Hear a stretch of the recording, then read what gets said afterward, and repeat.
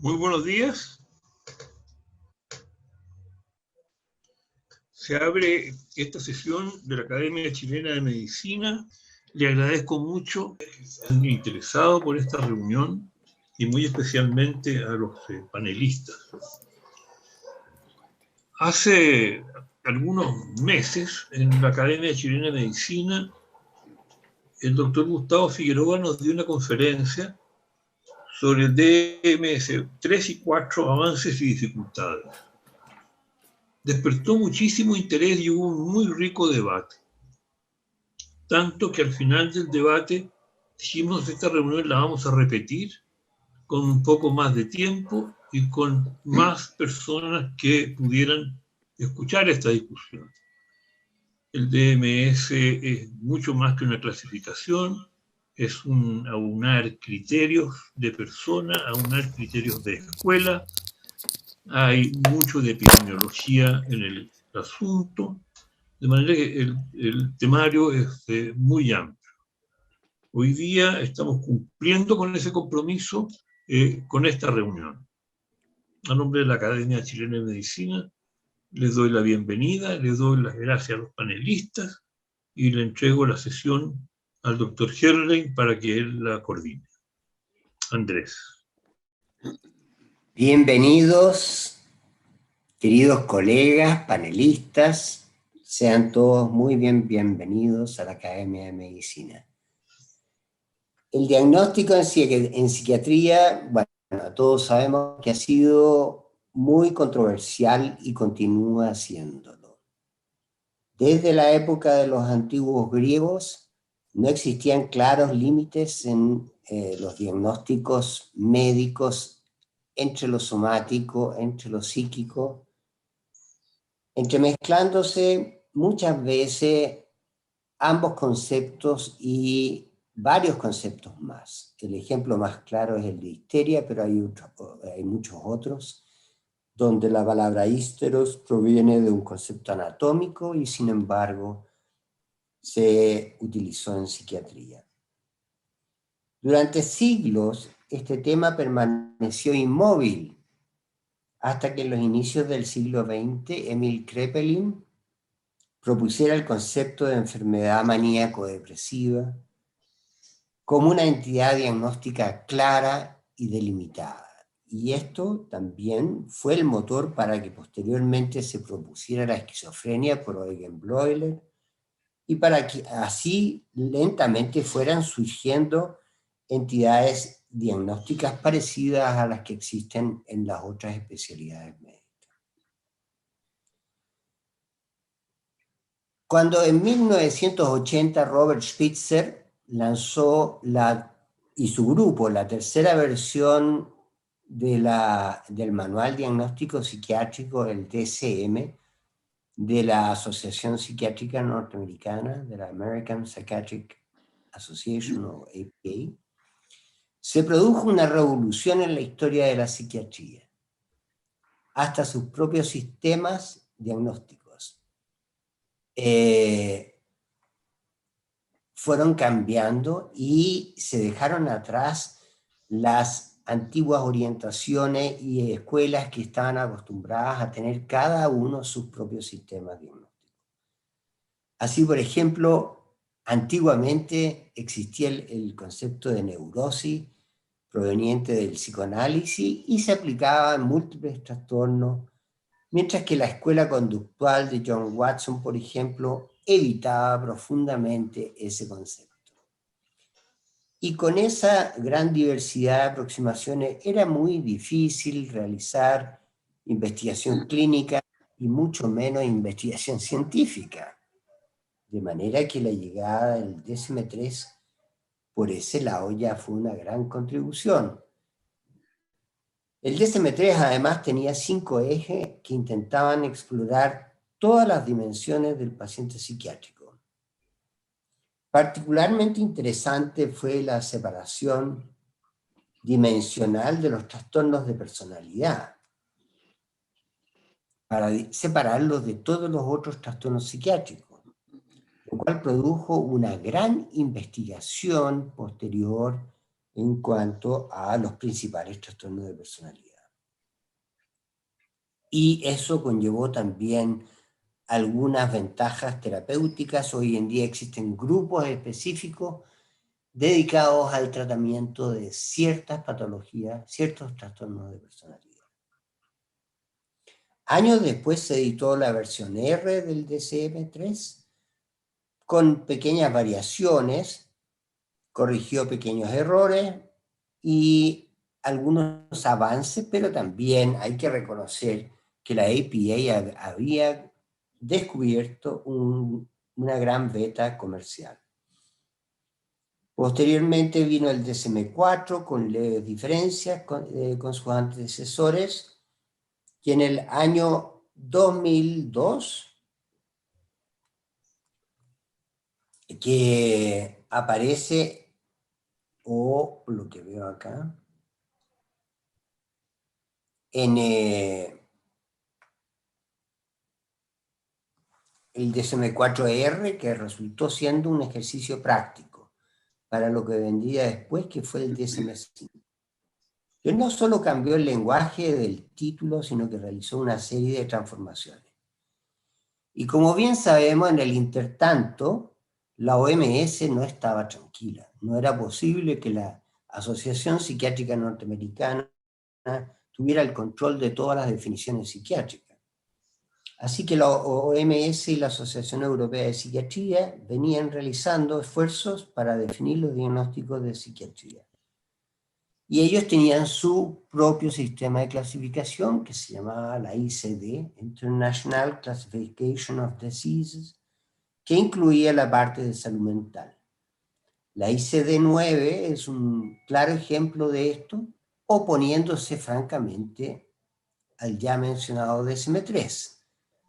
Ambos sistemas siguieron compitiendo hasta el día de hoy, pero han logrado acercarse en muchos frentes en bien de la ciencia. El DSM-5 se lanza el 18 de mayo de 2013 y vuelve a introducir grandes cambios, que son la cancelación de los ejes y la reintegración de los trastornos de personalidad en el eje 1. Pero así, como eso, hay otros cambios importantes también.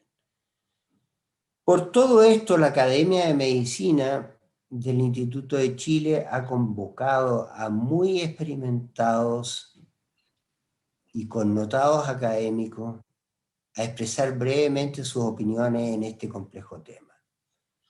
Es un honor para mí el poder moderar este panel con distinguidos colegas en nuestro país, por lo que doy a todos ustedes mi más cordial bienvenida y que tengan un muy buen panel.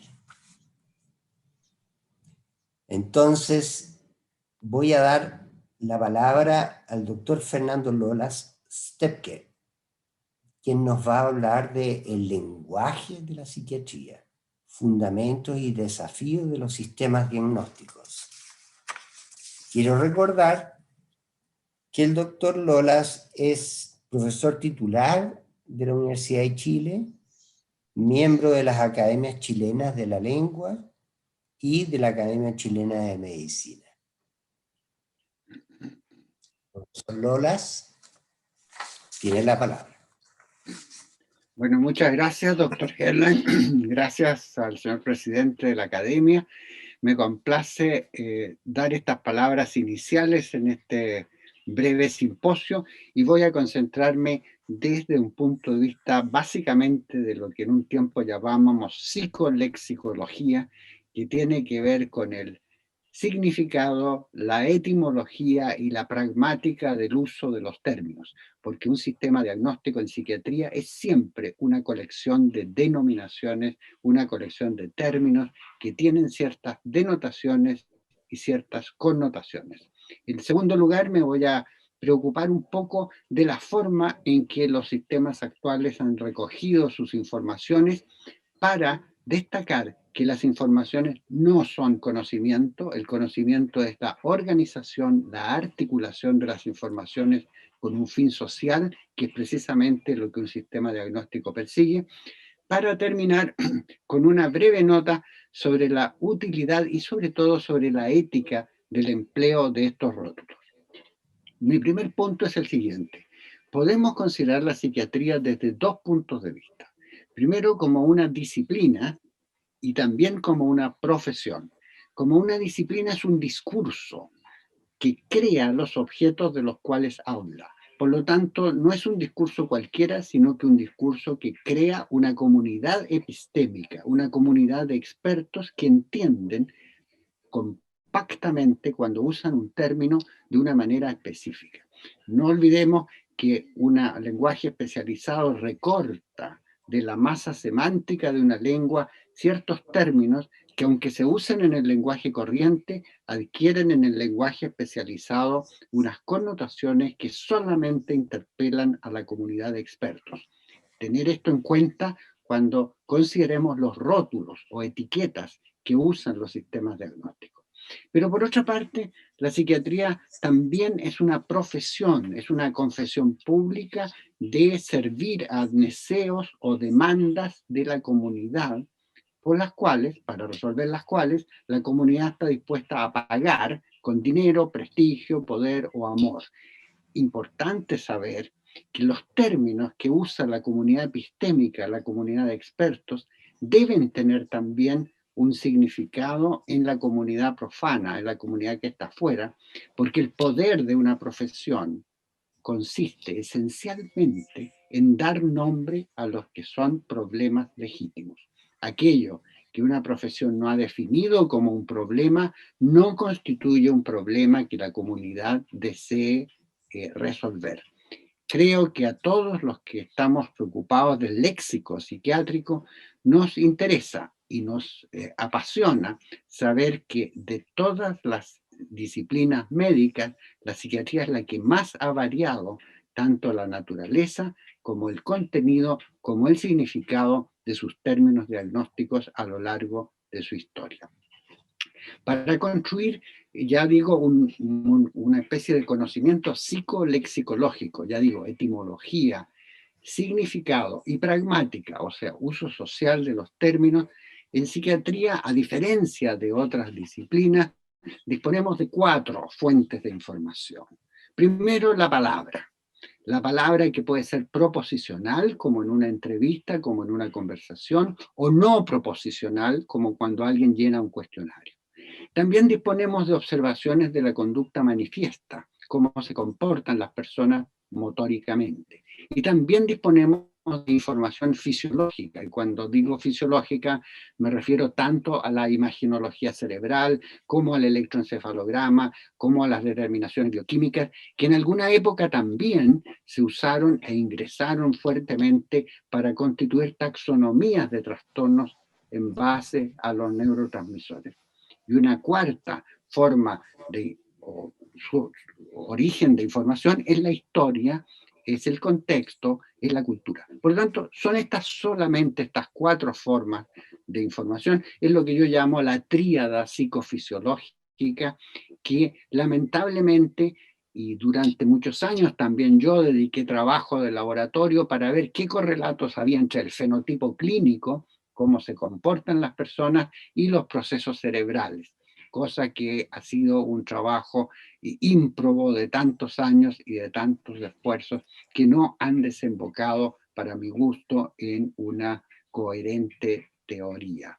Y por eso, cuando se construye un sistema diagnóstico, puede darse privilegio a los datos fisiológicos, a los datos del comportamiento manifiesto o a los datos que derivan del lenguaje que se supone refleja la interioridad.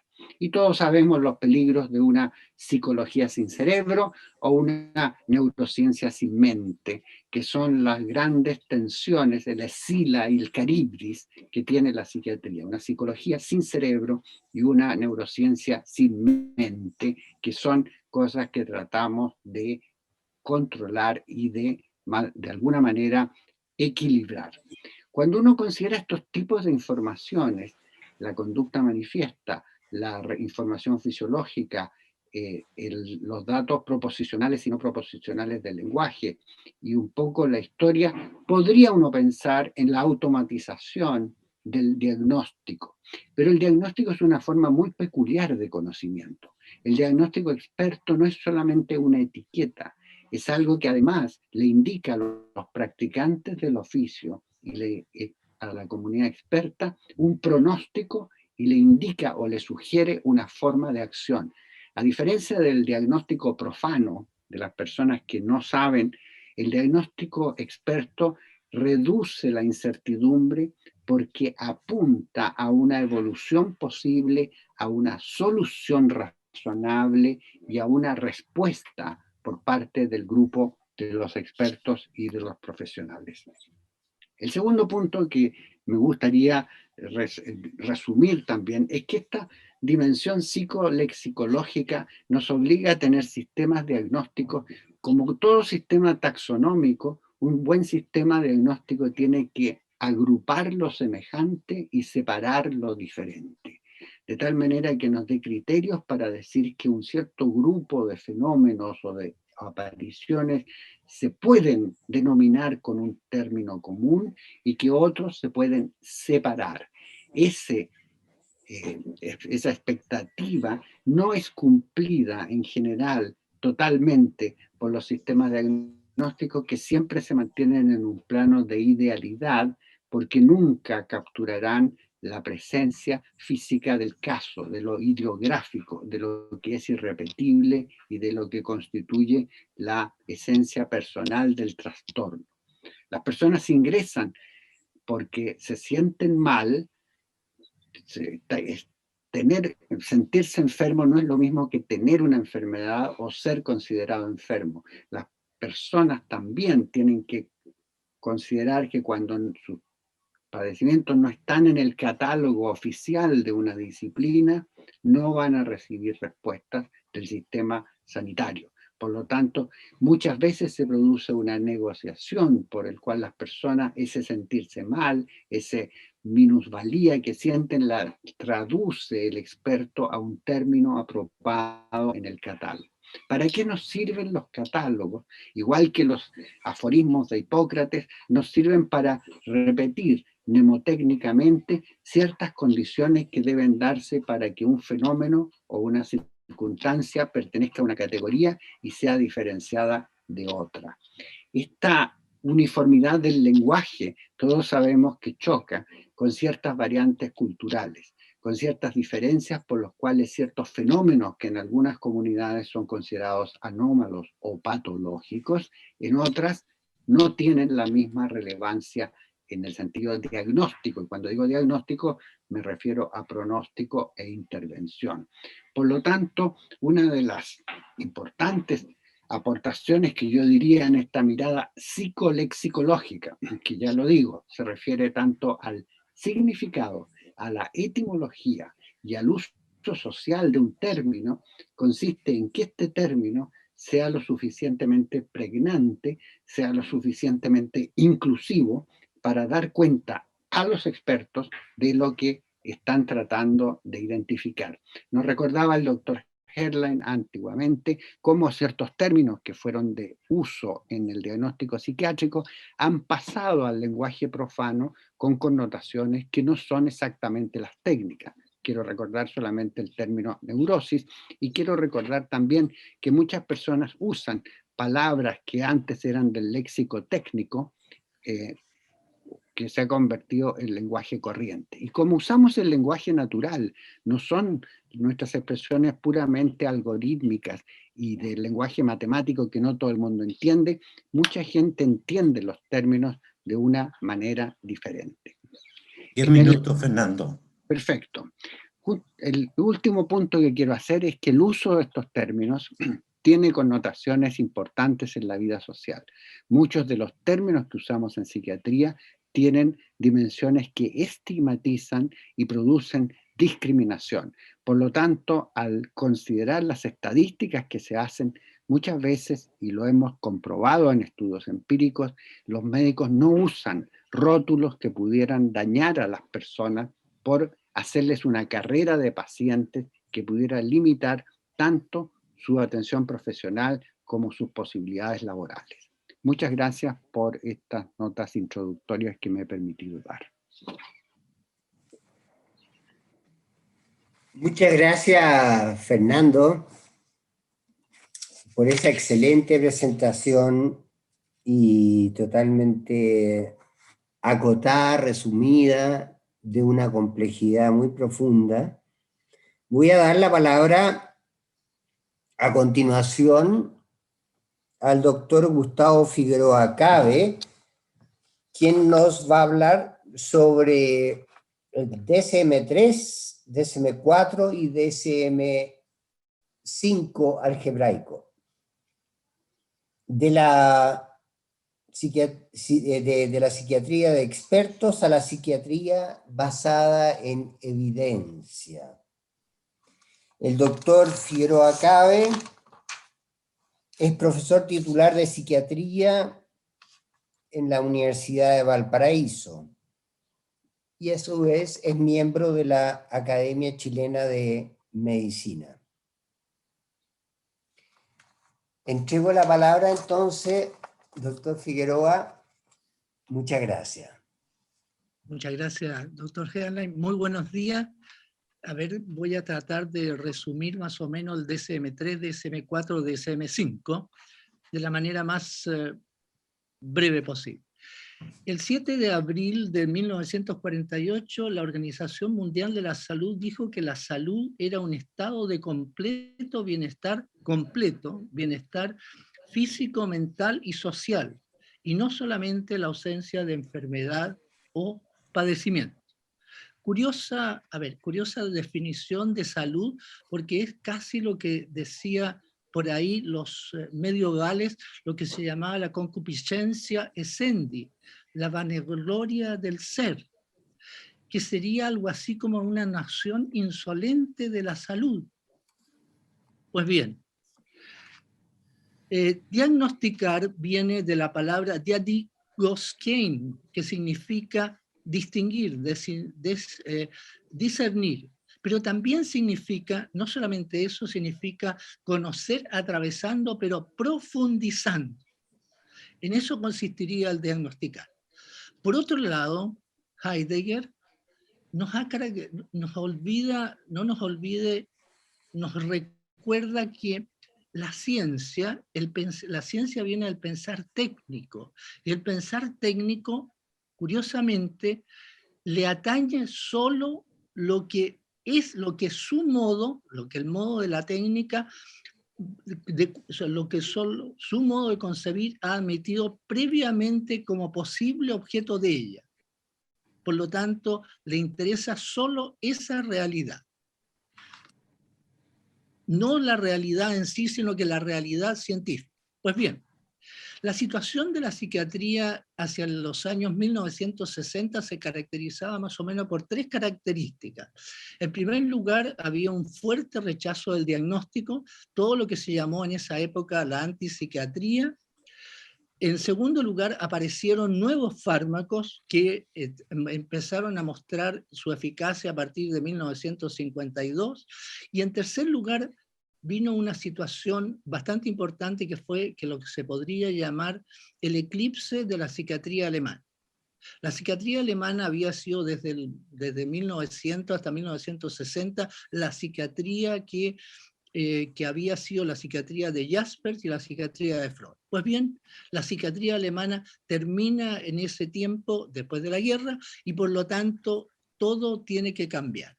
Y ahora viene hacia los 1960 lo que se podría llamar una remedicalización de la psiquiatría, y esta remedicalización de la psiquiatría consiste en pasar la psiquiatría desde Jaspers y desde todo lo que significó la psiquiatría comprensiva de Jasper, todo lo que significó todo el comprender biológico, pero aún humano, pasó hacia Estados Unidos.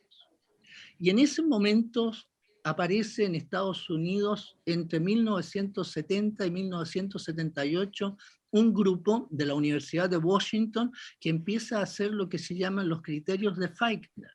¿En qué consisten los criterios de Feichner? Lo que empieza a pensarse en esos momentos que había que cambiar todos los criterios diagnósticos que se habían utilizado anteriormente, y por lo tanto lo que había que pasar era desde lo anterior a la ciencia. Y para eso los criterios de Feichner entre 1972 y 78 dicen que lo que hay que empezar a hacer es los estudios de familia. Por lo tanto, en el año 78, esos criterios de Feichner van a pasar al DSM-3. Y el DSM-3 significa 1980. Y desde esos momentos, 1980, aparece, como decía el doctor Herrlein, ¿no es cierto?, el DSM-3R de 1987, el DSM-4 de 1994, el DSM-4TR del 2000 y finalmente el DSM-5 del año 2003. Y por lo tanto ahora se trata de pasar qué es lo que es lo novedoso que consistiría esto. Se trataría de pasar un modelo de clasificación que se podría llamar top-down, o sea, hecho desde arriba, desde el top hacia abajo, en que es un consenso de expertos que dice qué es lo que son los trastornos, a un modelo que sea de bottom-up, desde abajo hacia arriba. Y aquí ya no son unos expertos, sino que es la investigación empírica específica. Pasar de expertos a investigación empírica. En otro sentido, pasar de un modelo biopsicosocial, que es una medicina basada en la intención, a un modelo basado en la evidencia, que es un modelo basado en la validación.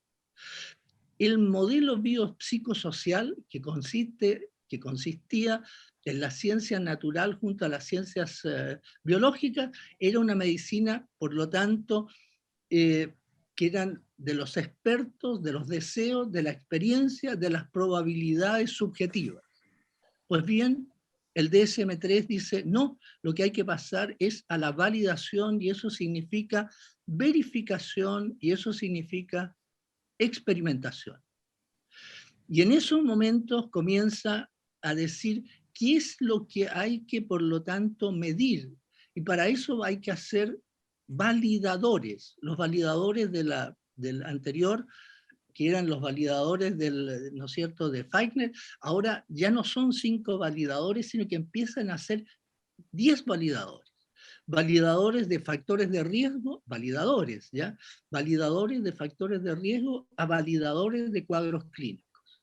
Por lo tanto, hay que hacer validadores de factores de riesgo, por ejemplo, genéticos, familiares, ambientales compartidos, marcadores biológicos y también otro tipo de temperamentos compartidos. Y validadores de cuadros clínicos, o sea, procesamiento cognitivo y conductual, similitud de síntomas, tasas altas de comorbilidad, curso de enfermedad y respuesta a los tratamientos.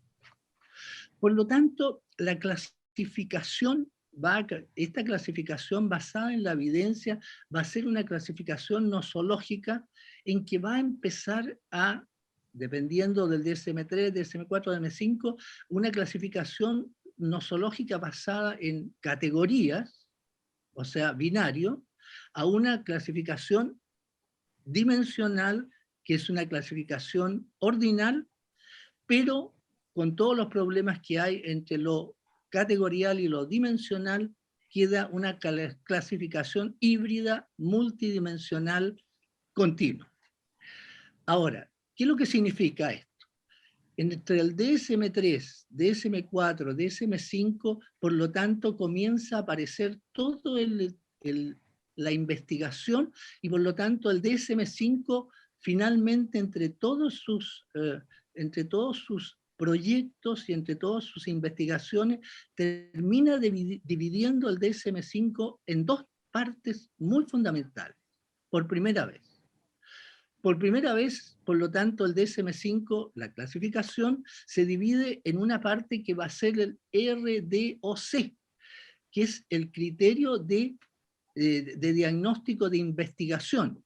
Por lo tanto, el DSM-5 se va a dividir en una parte de investigación, puramente de investigación, y el DSM-5 va a ser nada más que la parte clínica.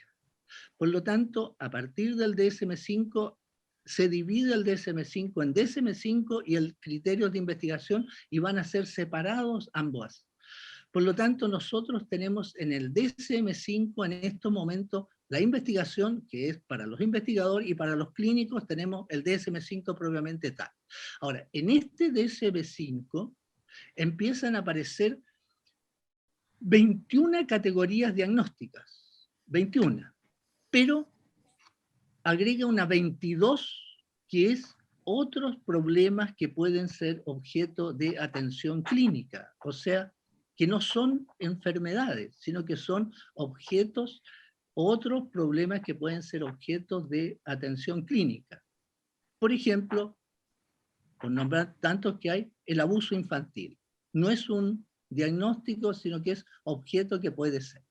Pues bien, el DSM-5 tiene 21 categorías diagnósticas.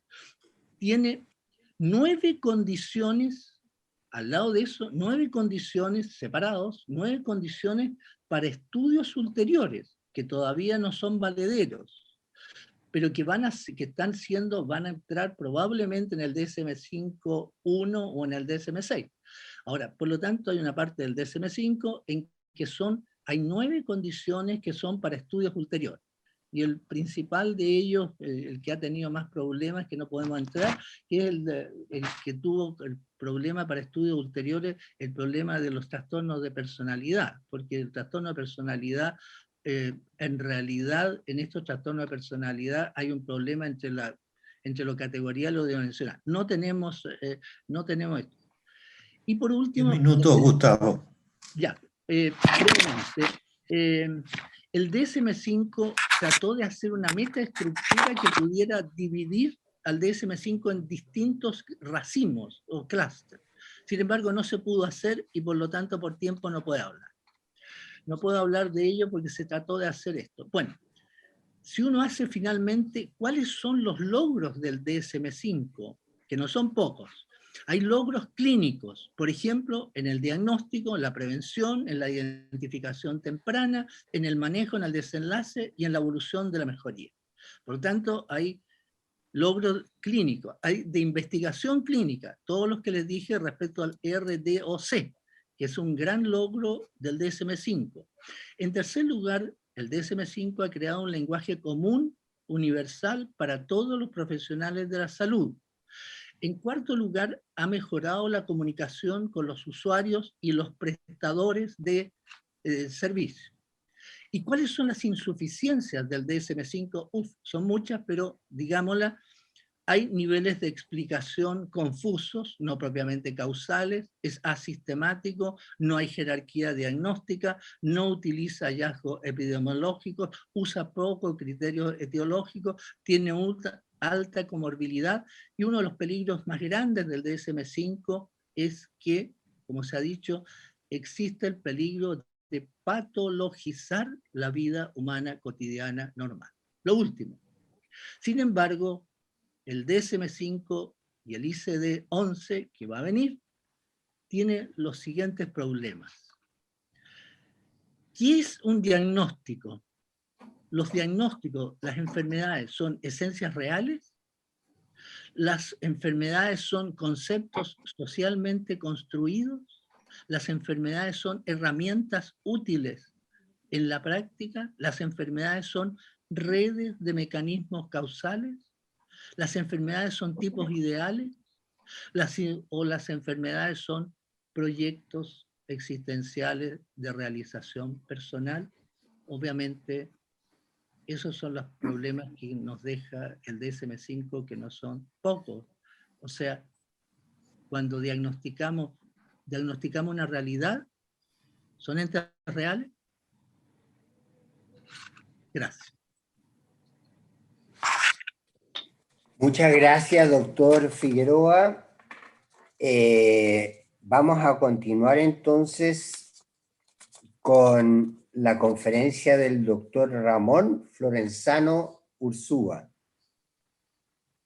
La conferencia se denomina Clasificaciones y Epidemiología. Interrogativo: ¿un círculo virtuoso? El profesor Florenzano es profesor titular de Psiquiatría de las Facultades de Medicina de las Universidades de Chile y de los Andes. Profesor investigador de la Facultad de Psicología de la Universidad del Desarrollo. Miembro de la Academia Chilena de Medicina. Doctor Florenzano, tiene la palabra. Muchas gracias, doctor Herrlein, y no sé si me pueden subir la presentación. Es la tesis de que las clasificaciones, por una parte, han recibido a lo largo de todo el siglo pasado y lo que lleva de una cantidad importante de información desde la epidemiología, la rama de investigación de la salud pública, y que el potenciar lo clasificatorio con lo epidemiológico es algo que puede, no necesariamente eso sucede, pero puede llevar a un círculo virtuoso que acelera el desarrollo de la especialidad de la psiquiatría y la salud mental. Pasemos a la subsiguiente, la que viene es el temario, así que no voy a revisar el temario para no perder tiempo. Y entonces, históricamente, la epidemiología es muy antigua. Y desde que tenemos números y desde que tenemos epidemias, las 7 pestes en Egipto, que es la primera conocida, hasta hoy en el COVID-19 está el pasar desde la descripción individual del caso clínico o de la personalidad o de la vida, la biografía del sujeto, a tomar grandes conjuntos poblacionales, y el COVID-19 es un muy buen ejemplo de lo lentamente que hemos ido llegando a saber lo que es el coronavirus, porque lo que decíamos, en lo que el doctor Armas presentó ya en un simposio a comienzos de la pandemia, en una publicación del Instituto de Chile luego, hasta lo que sabemos hoy día, el COVID-19 realmente han sido 24 meses en que estamos en un mundo totalmente distinto. Las clasificaciones, como se ha dicho, ordenan los cuadros clínicos según características discretas a continuas de entes aislados versus espectros en un orden de frecuencia. Y el doctor Vicente va a tomar este tema sí que solo lo voy a aludir al pasar. Otra cosa que sí se dijo, el doctor Herlein, el doctor Figueroa, es que inicialmente el desarrollo de los sistemas clasificatorios fue territorial, geográfico, partiendo por Alemania, siguiendo por Francia, o los franceses dirían al revés, que ellos comenzaron y que los alemanes siguieron después. Posteriormente se agrega el mundo anglosajón, primero inglés, luego norteamericano, y en Latinoamérica, con nuestra propia clasificación. Saludo y estoy muy contento que esté el profesor Renato Alarcón, profesor emérito de la Universidad Cayetano Heredia en el Perú, porque él ha sido uno de los campeones de estudiar los sistemas clasificatorios de la psiquiatría latinoamericana. Un desarrollo entonces geográfico temporal versus la ordenación temporal, que tiene que ver con tomar el ciclo vital, los cursos vitales y los recorridos globales en términos de las hegemonías históricas de distintos países o continentes unos sobre los otros. Tal como se ha señalado, las clasificaciones europeas, en realidad la OMS tuvo una primera clasificación muy inicial en 1940 y tantos, pero solamente los números desde las 6 hasta la actual, a la 11, se aceleraron cuando, tal como los DCM americanos, se dieron cuenta por ambos lados que era buen negocio el editar, modificar, vender clasificaciones. Los límites entre los cuadros es importante. La polémica histórica entre qué era la esquizofrenia y qué era la bipolaridad Kraepelin, entre tipos de trastornos, el trastorno límite, como estando en un límite originalmente entre las psicosis versus los cuadros neuróticos, el concepto inicial de trastorno, de trastorno límite, de esquizofrenia pseudoneurótica, y las clasificaciones, habiendo entonces sucesivos intentos, y en ese sentido, en nuestro medio, el profesor Fernando Lolas, aquí presente, hizo un puente entre el CIE y el DCM con un foco en la esquizofrenia. Después explico por qué. Hemos tenido, tal como dijo Gustavo, una confluencia entre el DCM-5 y la versión actual, la del 2020 del CIE 11. La que sigue. Entonces, en términos de historia, las clasificaciones, ¿no es cierto? Tal como les dije, tenemos una clasificación muy antigua, estoy hablando acá solamente de las clasificaciones internacionales, que la 10 estuvo en vigencia y ha estado en vigencia por veintitantos años, desde 1999 hasta el 2019. El 20 de mayo del 2019, la 72 Asamblea Mundial de la Salud en Ginebra aprobó la 11ª versión del sistema, o sea, en ese momento quedó, por así decirlo, promulgada la ley, y que tiene que entrar en vigencia, sí o no, el 1 de enero del 2022. No voy a hacer alusiones a la situación chilena con respecto a planes de grandes modificaciones, porque realmente esto de llegar a esta 11ª versión se demoró muchísimo más tiempo de lo que los expertos iniciales creyeron. Esta es una clasificación de todas las enfermedades, eso es importante señalar. En términos de clasificación internacional, es una clasificación en que un porcentaje muy importante es biomedicina, y no es una clasificación psiquiátrica. Se aplican los conceptos generales a la psiquiatría, pero la División de Salud Mental de la OMS preparó además un elemento nuevo también, descripciones clínicas y pautas de diagnóstico, el DSPD, para los trastornos mentales del comportamiento y del neurodesarrollo, diciendo explícitamente que tiene un enfoque de ciclo vital, diciendo explícitamente que tiene un enfoque dimensional, o sea, pronunciándose en contra de las clasificaciones categoriales, y con un enfoque cultural para cada trastorno, insistiendo cómo la sociedad, la cultura y el ambiente influyen en estos cambios.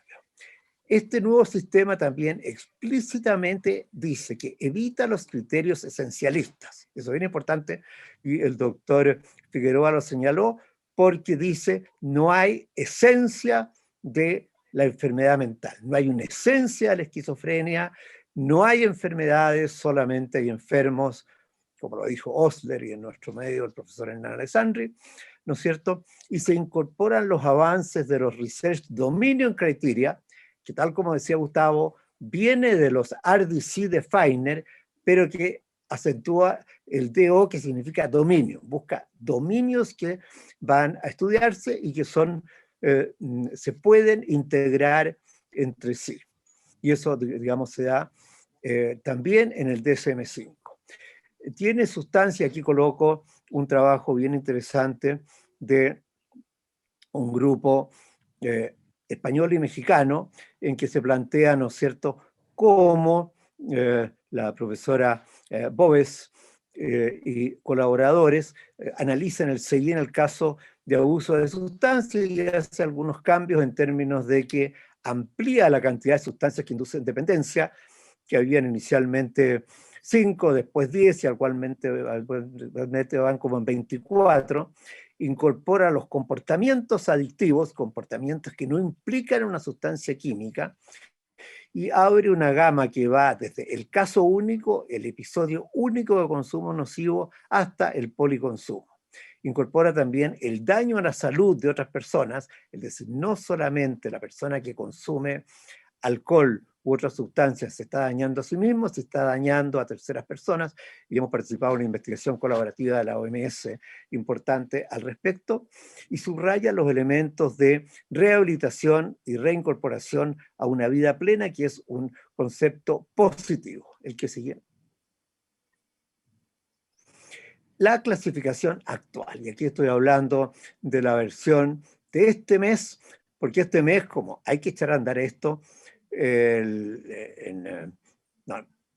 versión 9, que salió ahora en el mes de mayo, no es de septiembre, sino que es la versión del CI-11, quiere decir que se han hecho 9 versiones anteriores de este ensayo y que ahora ya la versión de mayo se está preparando para aplicar y hace entonces una definición en que vemos que se mantiene la palabra trastorno mental, se coloca lo comportamental, Watson lo mencionó, el doctor, y se coloca la palabra neurodesarrollo en términos de la base cerebral, definiéndolo como síndromes que caracterizan una alteración clínicamente significativa en la cognición, en la regulación emocional, no estamos hablando de emociones o pasiones, como Santo Tomás, sino regulación emocional, que es un mecanismo entonces neurobiológico del comportamiento que refleja una disfunción en procesos psicológicos,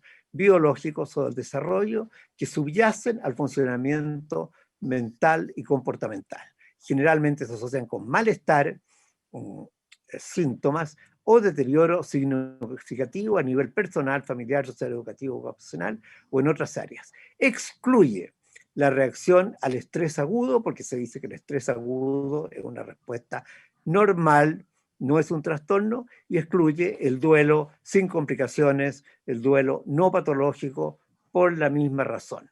Y codifica, en otra parte, los trastornos de sueño y vigilia, porque estos que estuvo o en la neurología o en la psiquiatría se ha transformado actualmente en una especialidad independiente, se deja de codificar como un cuadro psiquiátrico o neurológico, saca las disfunciones sexuales y saca la discordancia de género, tal como se señaló después del tremendo tumulto que se produjo después del DSM-3 en 1973, cuando salió del sistema clasificatorio, se ha tenido que reincorporar, pero con nombres y con conceptos que son diferentes. ¿La que sigue?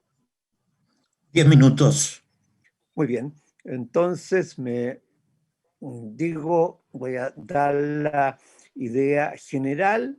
Ya hablé de los Research Dominion Criteria y fundamentalmente en términos de cómo se aplica esto a la esquizofrenia, en términos que tanto el CI-11 como el DSM-3 le quitan preponderancia a los criterios de Schneider en el primer rango y en cambio toman una descripción mucho más clínica, excluye los 8 subtipos tradicionales de esquizofrenia y toma más bien los estudios de cohortes y se ve que muestran que se pasa de una forma a otra. La que sigue. La que sigue. Entonces, en términos de lo clínico individual, tal como se señaló, se pasa desde una cosa que Jaspers aportó y que se mantiene desde un punto de vista, pero se va a las bases genéticas y genómicas que muestran hoy día que el diagnóstico diferencial tradicional de esquizofrenia versus bipolaridad no es avalado por la genómica, que muestra que tienen las mismas alteraciones bioquímicas.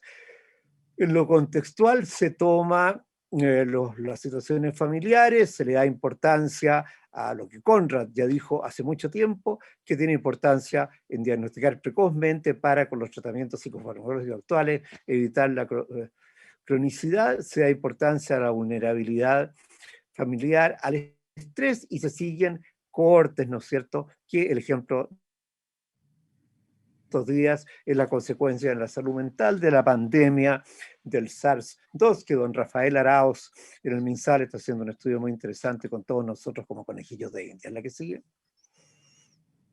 La que sigue, pasamos quizá, la que sigue, por favor.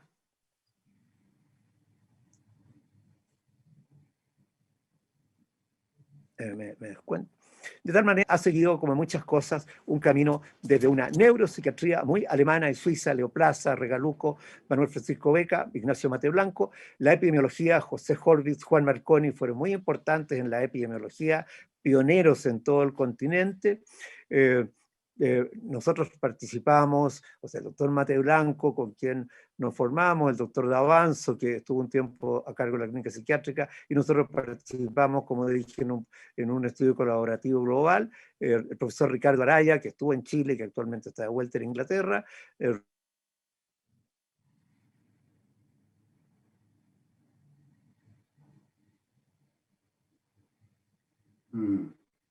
la Escuela de Salud Pública importantes, y Benjamín Vicente, de tal manera que Chile ha aportado en esto. Eso era lo que yo quería decir. Muchas gracias, doctor Gerlen. Muchas gracias, profesor Florenzano. Voy a dar la palabra entonces a continuación al doctor Benjamín Vicente Parada, quien nos va a hablar sobre las clasificaciones categóricas y epidemiología psiquiátrica.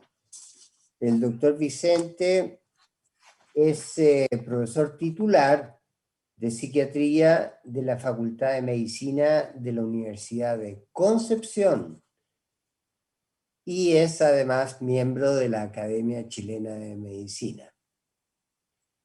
Profesor Vicente, le doy la palabra.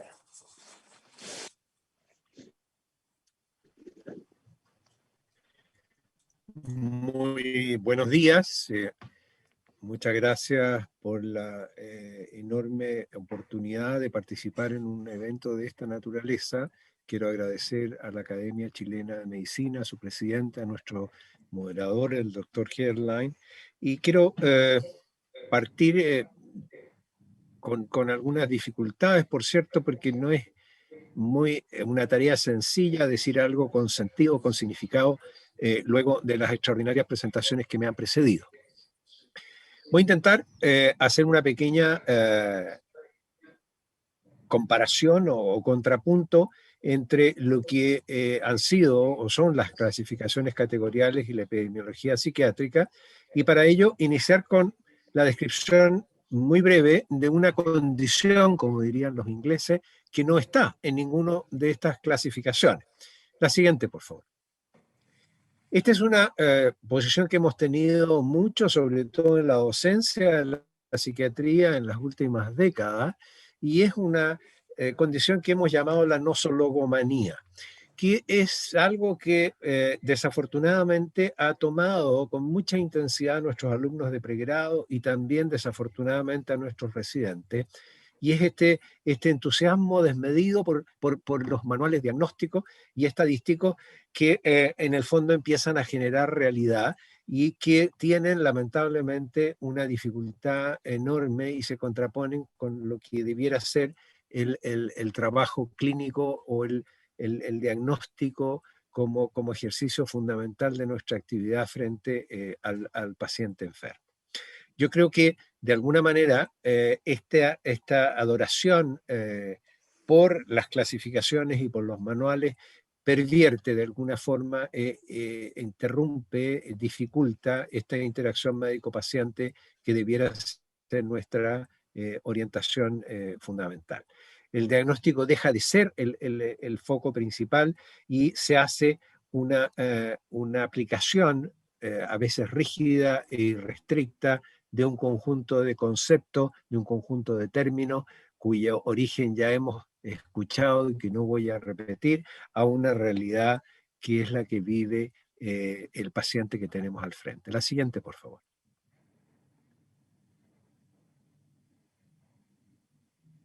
Ahora, ¿cuáles son las consecuencias de esta, alguna de las consecuencias, alguna de las secuelas de esta nosologomanía? Y es que efectivamente cuando hablamos de un diagnóstico, cuando utilizamos un número o una letra seguida de varios números, estamos haciendo una asociación profunda, rígida, entre este diagnóstico, ¿no es cierto?, y algo que está ocurriendo en esa persona o que está ocurriendo específicamente en este sustrato cerebral.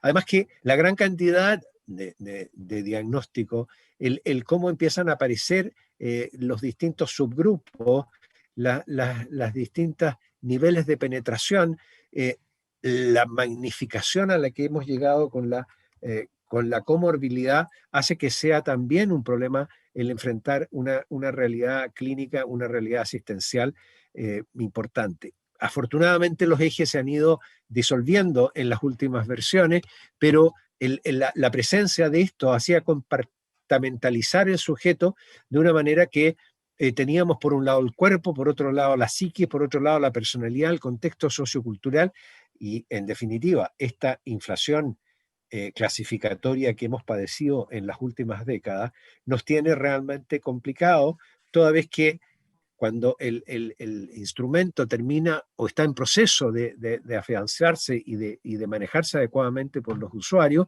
ya nos llega una nueva versión que hace que las cosas sean complejas. La siguiente, por favor.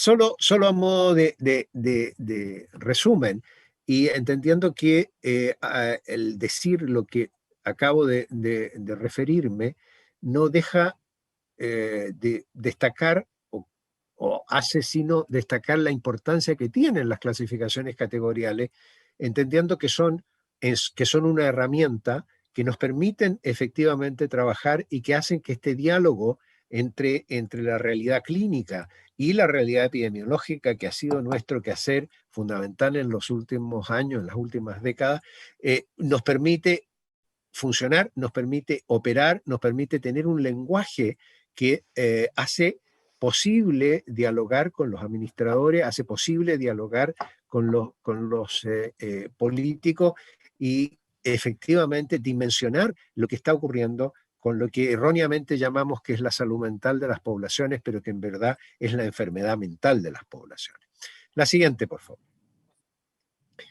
Las dimensionales sin duda tienen una gran cantidad de virtudes y que apreciamos en algunas condiciones psicopatológicas especiales y también en el trabajo clínico de cada uno, pero cuando uno va a intentar hacer epidemiología psiquiátrica, la situación es completamente distinta. Yo tengo que abordar grupos de personas, yo tengo que abordar estratos, yo tengo que ser capaz de generar información o de contrastar hipótesis en grandes números de población. Ya no tengo al paciente frente al escritorio o frente a mí en una silla o en un living cómodo. Y ahí también un esquema, y con eso le pido la siguiente, por favor, donde siguiendo el tradicional trabajo de Goldberg Huxley de los 80, ¿no es cierto?, entendemos que necesitamos en distintos niveles en que se estructura los sistemas sanitarios y donde se deben realizar las evaluaciones, nosotros tenemos que ser capaces de generar información relevante, generar información de alguna manera validable para que podamos conseguir los resultados que queremos del punto de vista del diseño de servicios, del punto de vista de la implementación de los servicios y de lo que es más importante, en mi opinión, el financiamiento de los servicios.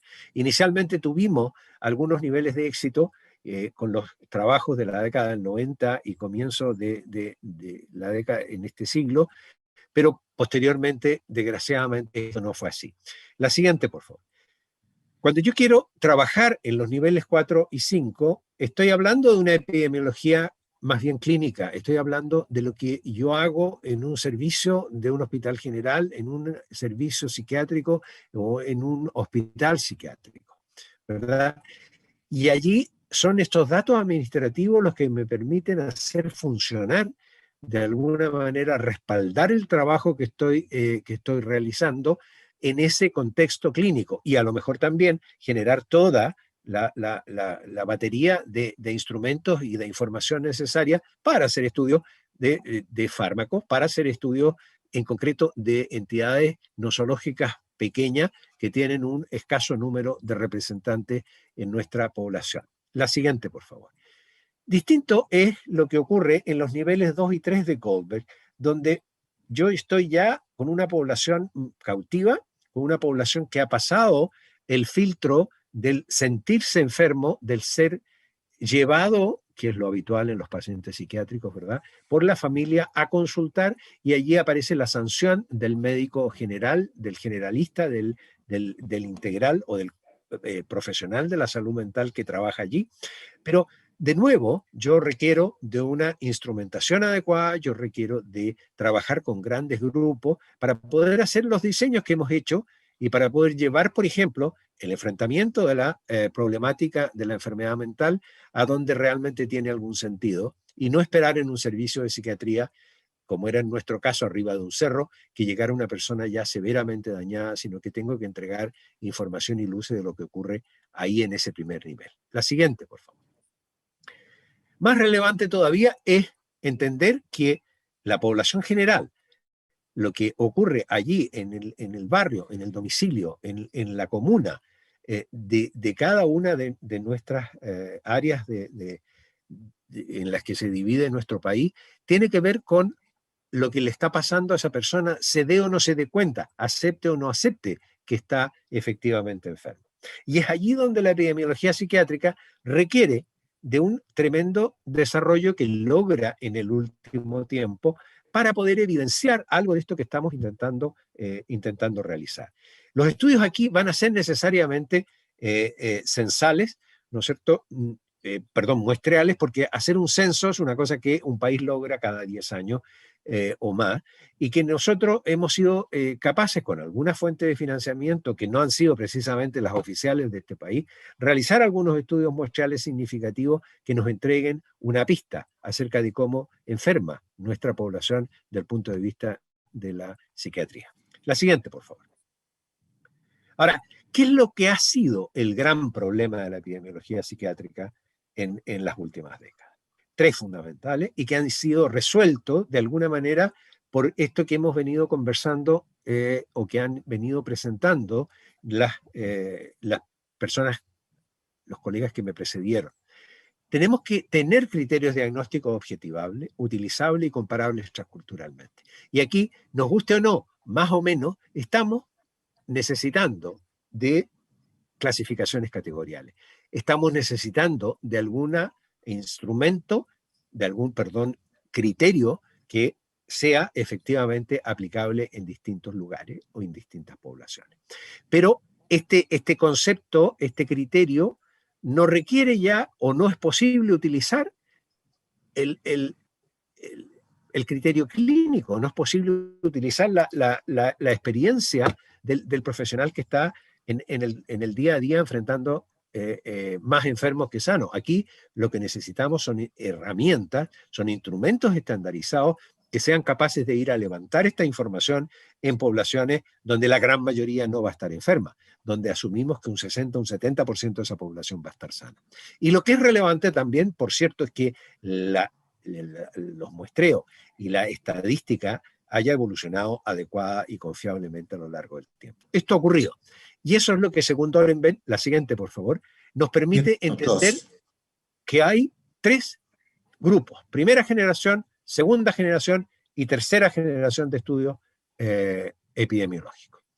Y lo que hace la diferencia, la siguiente, por favor, entre los estudios de primera, segunda generación y tercera generación, la siguiente, es que tenemos aquí, en este último grupo, estos criterios de diagnóstico, que por cierto tenemos que ser muy cuidadosos en evaluar adecuadamente, tenemos unas técnicas de muestreo adecuadas y tenemos los instrumentos, la siguiente por favor, que nos han permitido ir a las poblaciones, aplicar estos criterios de diagnóstico, de los cuales ya se ha hablado largamente, la siguiente, con herramientas que sean capaces de levantar esta información en grandes poblaciones. Y ahí, una de las cosas relevantes que ha ocurrido en la epidemiología en las últimas 4 décadas es que los grandes desarrollos epidemiológicos en el mundo, fundamentalmente Estados Unidos, la han hecho personas que no son clínicos. Los Robbins, Lee Robbins, Kessler, son todos sociólogos. Hay gente que ha hecho estos estudios, ha levantado esta información sin tener esta capacidad de reflexión desde la clínica, desde la dificultad que tiene el hacer un diagnóstico desde el juicio de nuestro gold standard, que sigue siendo todavía el juicio clínico experto. No tenemos marcadores biológicos, no tenemos indicadores que nos permitan avanzar de una forma distinta. ¿Cuál es el camino? El hacer cada vez más profunda esta mirada, agregándole elementos probablemente moleculares, probablemente genéticos y epigenéticos, que es algo que estamos haciendo en este minuto con la finalidad de mejorar un poco el rendimiento o la calidad de la información que levantamos con la epidemiología psiquiátrica. Muchas gracias por la invitación y por esta tremenda oportunidad de compartir con ustedes. Muchas gracias, doctor Vicente. Y voy a dar la palabra entonces al doctor Otto Dörr-Segers. El doctor Dörr nos va a hablar sobre el tema crítica a los sistemas categoriales de clasificación y diagnóstico. Y el diagnóstico por tipos ideales de Carl Jaspers. Le voy a entregar entonces... No, antes de eso quería mencionar brevemente que el doctor Dörr es profesor titular de psiquiatría en la unidad docente de la Universidad de Chile, en el Instituto Psiquiátrico. Además es miembro del Centro de Estudio de Fenomenología y Psiquiatría de la Universidad Diego Portales y es miembro de la Academia Chilena de Medicina. Le entrego la palabra entonces al profesor Otto Dörr. Muchas gracias, doctor Gerlain, por su presentación. Gracias a los organizadores de este simposio, de este coloquio, por la invitación. Y gracias a los que me precedieron en el uso de la palabra, porque todos y cada uno han hecho aportes muy significativos al tema y además muy complementarios.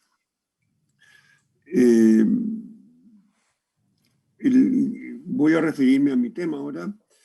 El gran problema de los sistemas actuales de clasificación de diagnósticos es que son categoriales. Vale decir que un determinado número de síntomas o rasgos dentro de una lista arbitrariamente definida afirma o no la existencia de un trastorno, sin tomar en cuenta las eventuales transiciones hacia otros cuadros clínicos o hacia la normalidad.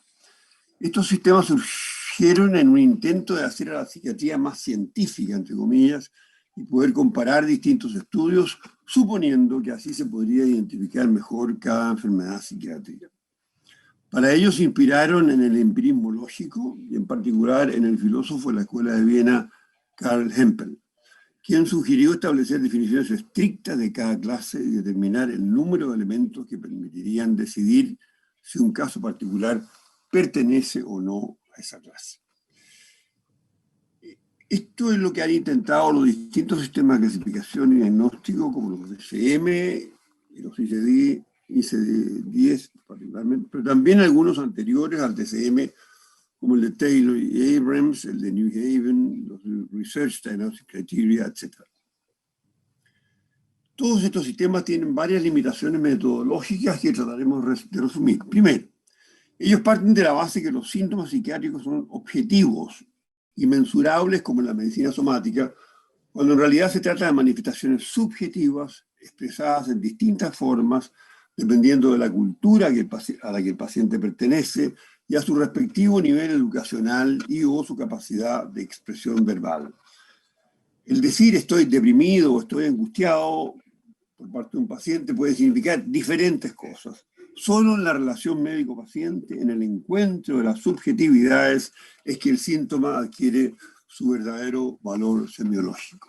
Segundo, los sistemas categoriales asumen que los trastornos mentales son entidades en sí mismas y en consecuencia verificables como en la medicina somática.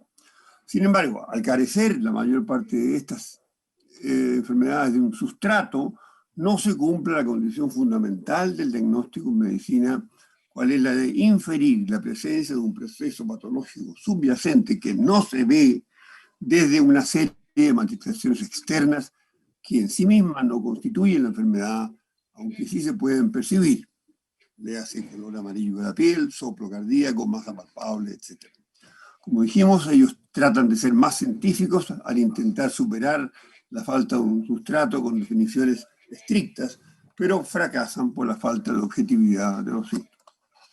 Tercero, en su búsqueda de objetividad, los sistemas operacionales intentan minimizar la subjetividad del observador al prescindir de su intuición y reducirlo a un mero recolector de síntomas, comillas, objetivos, y lo que es aún más grave, de prescindir de la subjetividad del mismo paciente al no tomar en cuenta el contexto biográfico y cultural de cada cual y de cada manifestación en particular. Mencionamos antes la razón por la cual el diagnóstico psiquiátrico solo tiene sentido en el contexto de la relación médico-paciente. Cuarto, los sistemas operacionales reducen la casi infinita complejidad y variabilidad de los cuadros clínicos psiquiátricos a un número determinado de manifestaciones que oscila en la mayoría de los casos entre 7 y 10. Estas definiciones arbitrarias hacen que estas listas sean siempre incompletas.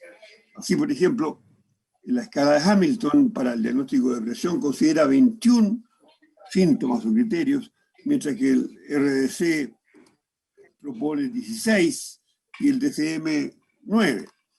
Ahora, a diferencia de los sistemas monotéticos, donde para que el individuo pertenezca a esa clase debe exhibir todos los atributos a ella, o los atributos de ella, en los sistemas politéticos existe una lista de atributos sin especificar cuál de ellos es absolutamente necesario para su pertenencia a la clase.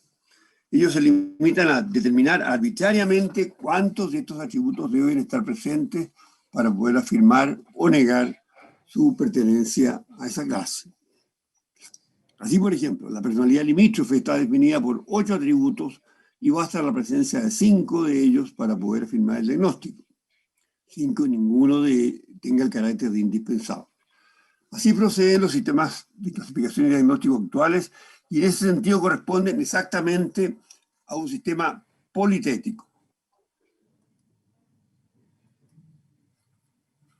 El conocido investigador de las clasificaciones psiquiátricas, y en particular de su fallida aplicación en los trastornos de personalidad, William Livesley, expresa en forma incomparable la esencia de estos sistemas. Textual: cada miembro de una clase tiene un gran número de atributos que definen la categoría y cada atributo se presenta en un gran número de miembros, pero ningún atributo se presenta en todos los miembros. Hasta ahí la cita.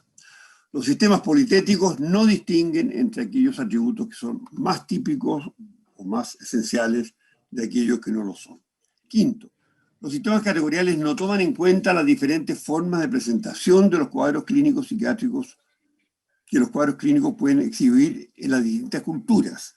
Así, por ejemplo, las ideas deliroides de culpa aparecen como uno de los 9 atributos del constructo DSM de depresión mayor, cuando ya Kraepelin, en su viaje a Java, había observado la casi ausencia de ideas de culpa en los pacientes depresivos de ese país oriental, algo que se ha vuelto a demostrar años más tarde en otros países de Oriente como Indonesia, China y la India. En un estudio realizado por nosotros sobre pacientes depresivos severos hospitalizados durante un periodo de 5 años en el Hospital Psiquiátrico de Concepción, encontramos ideas de culpa en solo el 11% de los casos, mientras que en un estudio similar realizado poco tiempo antes en Suiza alemana, se demostró que los depresivos hospitalizados presentaban ideas deliroides de culpa en el 50% de los casos. En el marco de esta suerte de equivalencia entre los distintos síntomas, tampoco se distingue la importancia de la intensidad del cuadro en la presentación o no de los síntomas. Así, por ejemplo, la baja de peso aparece como uno de los 9 atributos del constructo de depresión mayor, y sin embargo la experiencia demuestra que aunque este es un síntoma importante, en la depresión premenstrual se presenta solo en los cuadros de intensidad relativamente severa. Sexto, pero quizás el mayor problema de los sistemas categoriales es que esa natural borrosidad, fácilness, de los límites de estos constructos de unos respecto a otros y a la normalidad ha llevado a un progresivo aumento de las comorbilidades. El famoso estudio del National Institute of Health de los Estados Unidos demostró una comorbilidad entre el trastorno generalizado de ansiedad y la depresión mayor del 72%. Vale, es decir, uno o los dos no existen. Y a la inversa, el 48% de los pacientes con depresión mayor cumplían con los criterios de trastorno generalizado de ansiedad. Séptimo y último, el problema de la inaplicabilidad de los sistemas categoriales en los cuadros psiquiátricos sin fundamento orgánico llega al extremo en el ámbito de los trastornos de personalidad, donde los especialistas en la materia, Weiriger y Sanderson, han podido constatar que hay 93 formas posibles de cumplir con el diagnóstico de trastorno de personalidad limítrofe y 149.495.616 formas diferentes de cumplir con los criterios DSM para personalidad antisocial. Jaspers y los tipos ideales. Karl Jaspers, inspirándose en su maestro sociólogo Max Weber, fue el primero que introdujo el concepto de tipo ideal en la psicopatología. Jaspers pensó que esta creación de Weber podía representar un camino para categorizar aquellos trastornos psiquiátricos que no podían ser conceptualizados como entidades nosológicas propiamente tales por carecer de sustrato. Recordemos que él dividió las enfermedades mentales en 3 grupos. En el primero, corresponde a todos los cuadros de origen somático, cabe aplicar el tipo de diagnóstico propio de la medicina en general, desde el momento en que en todos ellos existe un sustrato anatomopatológico.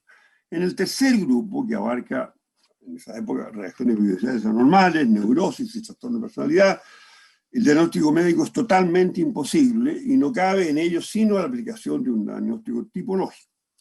El grupo 2, en cambio, y que corresponde a las enfermedades idiopáticas o endógenas y que constituyen el objeto más propio de la psiquiatría, ocupa una posición ambigua por cuanto esos cuadros los pensamos como enfermedades, pero como no conocemos el sustrato, todavía estamos obligados a considerarlos como tipos. Ahora, ¿qué es el tipo ideal para Max Weber y para Karl Jaspers?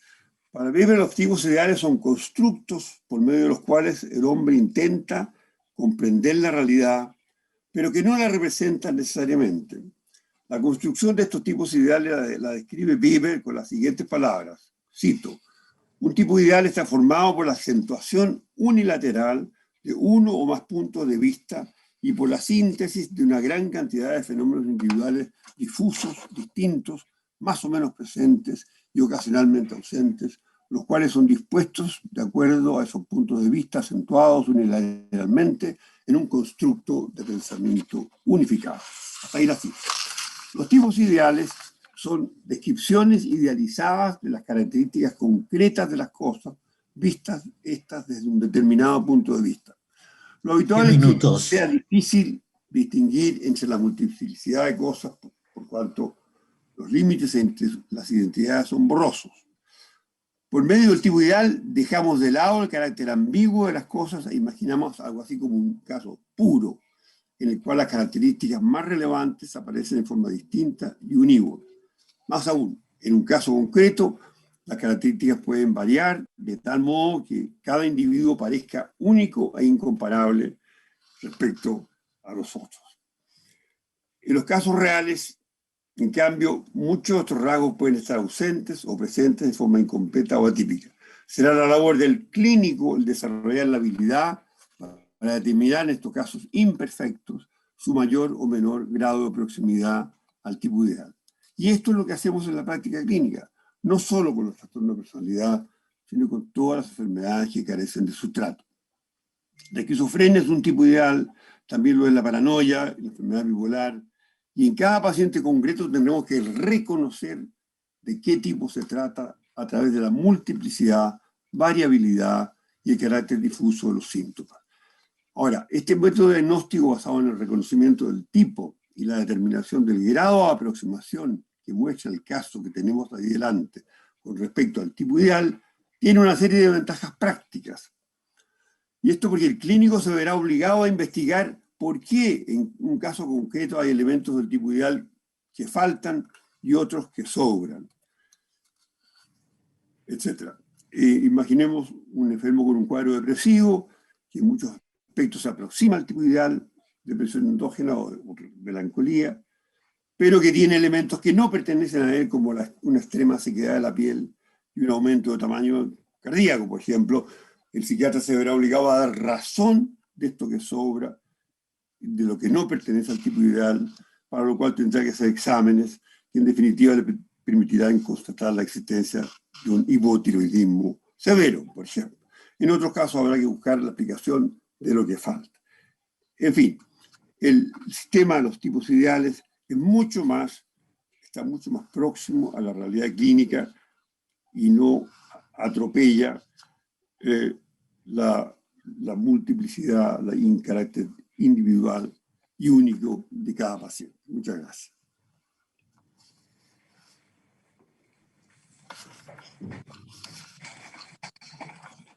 Bueno, excelente. Todas las exposiciones. Muchas gracias, doctor Dörr. Entonces vamos a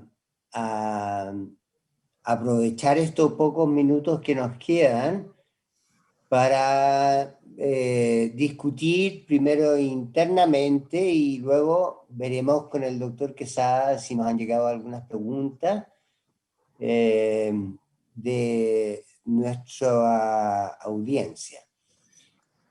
Primero quisiera abrir un poco la discusión interna y cederles a ustedes, no sé, doctor Armas, usted está incluido,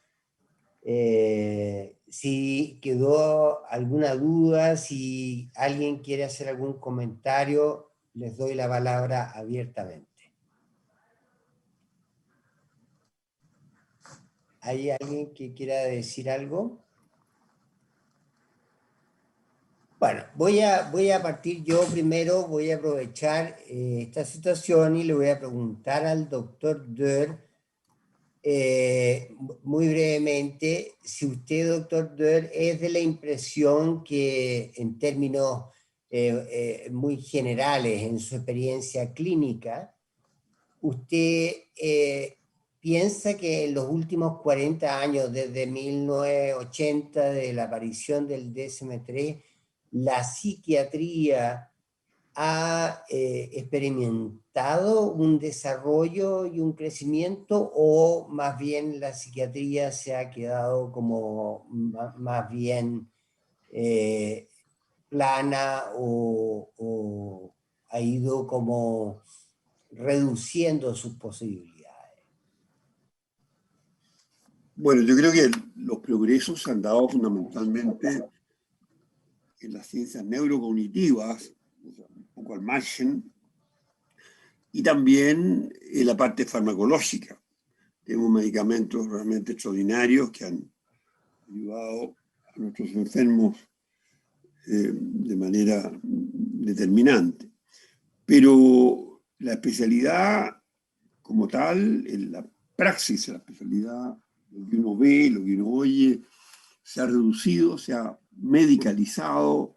El psiquiatra se limita a preguntar cuáles son los síntomas, sin profundizar en ellos, y a cada síntoma le da un medicamento, y si la próxima vez el paciente vuelve con otro síntoma, le da otro, y se lo cambia, etcétera. El carácter humano, interpersonal de la relación médico-paciente se ha ido perdiendo de forma dramática, hasta el punto de que muchos colegas tienen la costumbre de trabajar junto a una psicóloga. Entonces, si el paciente, y me lo han contado más de alguno de ellos, si tiene algún problema que conversar, si quiere conversar, el paciente le dice, entonces vaya donde la psicóloga. Él se remite a escuchar síntomas y dar remedios para el síntoma. Yo creo que hay una sobrediagnóstico de la depresión, sobrediagnóstico de la enfermedad bipolar y una psicologización, psiquiatrización de la vida social que le encuentro altamente peligrosa. Muchas gracias, doctor. ¿Alguien quiere hacer algún comentario? Quiero hacerle una pregunta al doctor Vicente. Me pareció muy interesante su presentación y especialmente su última figura en la que él hacía mención muy brevemente a esta posibilidad futura que se está viendo ahora de poder incorporar algunos otros elementos dentro de las formas de evaluación que se han usado clásicamente. Y ahí él mencionó, por ejemplo, a la genética y a otras más. Y ahí quería preguntarle, doctor Vicente, ¿eso ya existe en algunas otras especialidades de medicina o existe dentro de la psiquiatría primeros intentos como para enriquecer esos instrumentos o todavía eso es para unos años más adelante?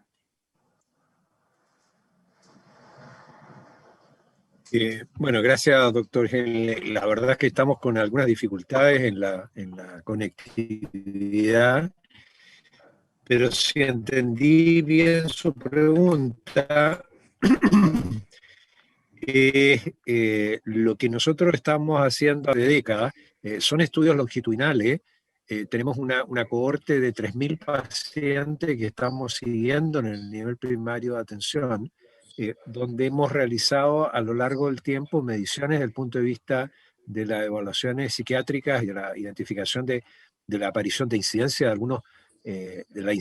algunos cuadros, y esto se ha estado asociando con la genotipificación de estos pacientes, y lo que es todavía más relevante es con la mirada epigenética, donde lo que estamos haciendo es buscar los niveles de metilación, tanto general como específica, de algunos neurotransmisores, especialmente el BDNF y del transportador de serotonina, que hemos ido intentando asociar en esta búsqueda de identificar factores de riesgo y protectores de la aparición de trastornos mentales en el seguimiento de estos pacientes.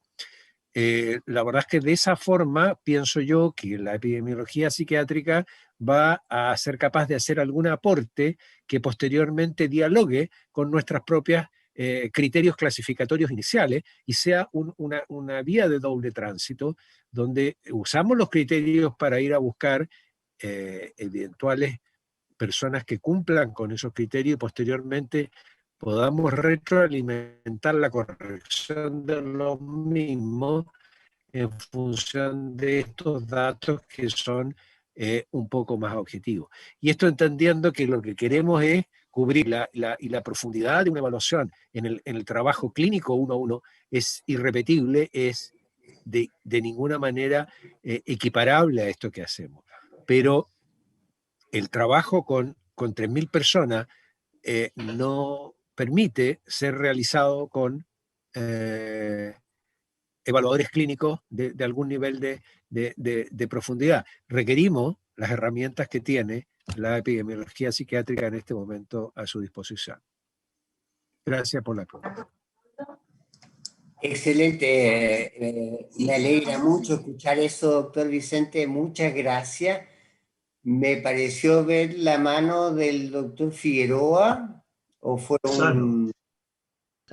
Florenzano, sí. Ah, el Sí. doctor Florenzano.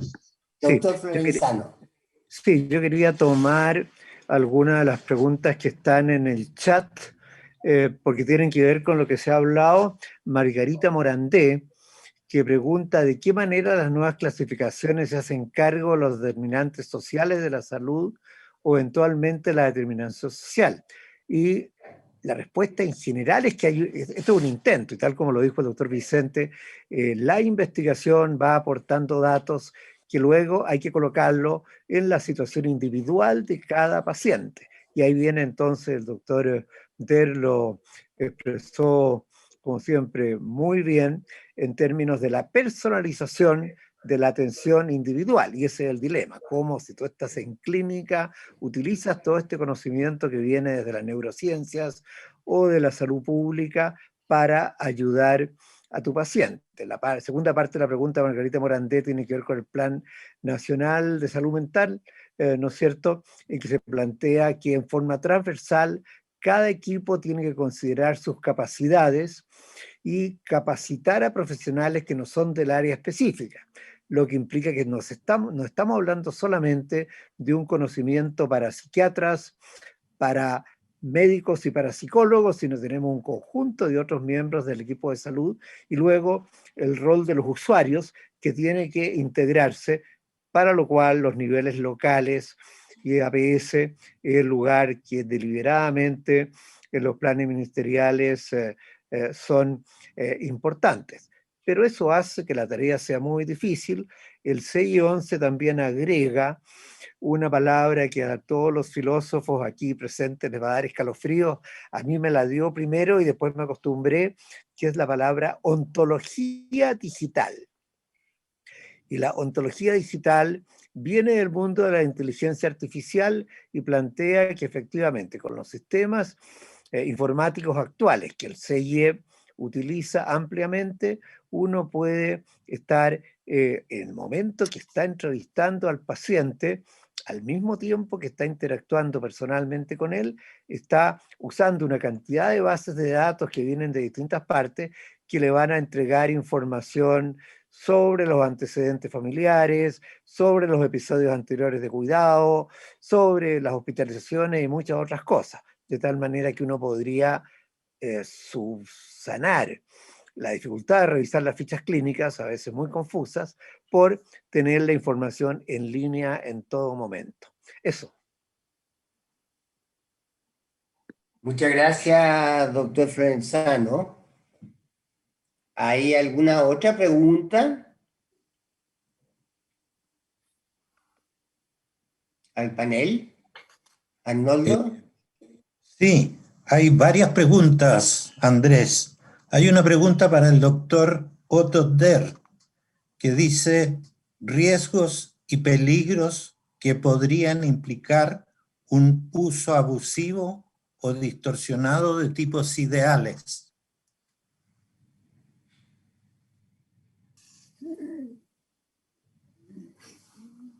No veo qué riesgo pueda implicar, porque es un momento, una aproximación muy respetuosa. El único problema está si uno intuye una realidad o no, porque uno puede... Ha habido muchos tipos ideales intuidos a lo largo de la historia que han desaparecido, porque la realidad se nos presenta siempre de forma muy compleja. Entonces, no es lo mismo que una realidad física, como el estudio de un metal o de un gas, ¿no? La realidad humana es sumamente compleja.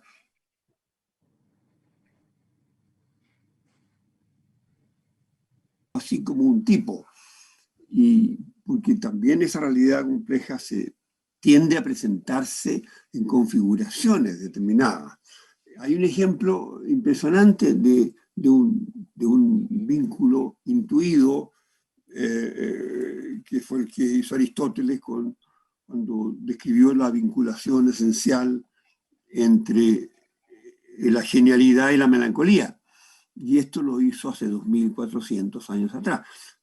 Pasó muchísimo tiempo que esto se olvidó, hasta que en 1961 Tellenbach retomó esto e investigó varios casos de poetas y artistas alemanes, y todos sufrían de alguna forma de enfermedad del ánimo, y después vinieron una serie de otros trabajos empíricos que han corroborado absolutamente la vinculación entre genialidad y melancolía. Ahí tienen una intuición fenomenológica que perdura a pesar de no poder ser medida aritméticamente, ¿no?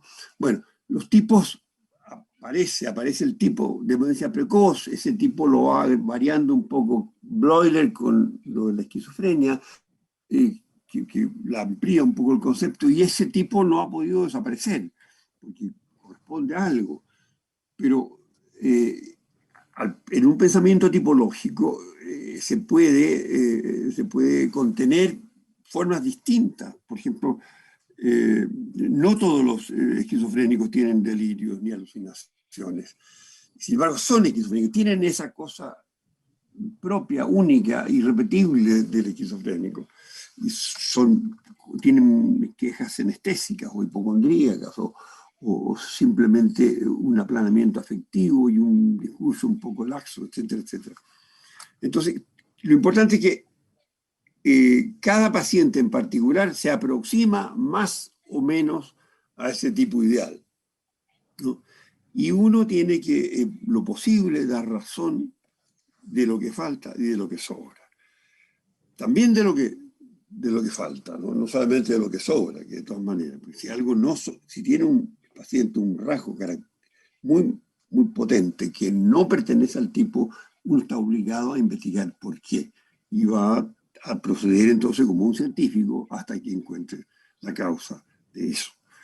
Yo recuerdo un caso muy particular de un muchacho que tenía una esquizofrenia con todos los síntomas imaginables, correspondía al tipo absolutamente, y sin embargo tenía un pensamiento completamente ordenado, y yo no me lo podía explicar porque prácticamente no he visto nunca una verdadera esquizofrenia, una nuclear, que no tenga una perturbación del pensamiento importante. Y bueno, entonces me entrevisté con la familia y ahí me di cuenta, bueno, el padre ya había muerto, que la madre era una madre distinta a las madres habituales de los pacientes esquizofrénicos y tenía un trato, un estilo de comunicación completamente sano y normal, sin este doble vínculo, sin ese double bind típico. Y eso me explicaba entonces por qué dentro de toda la sintomatología, el cuadro muy hereditario, tenía mucha genética en la familia, porque no había presentado esta perturbación del pensamiento. Bueno, en fin, las ventajas del tipo ideal son muchas y las desventajas prácticamente ninguna.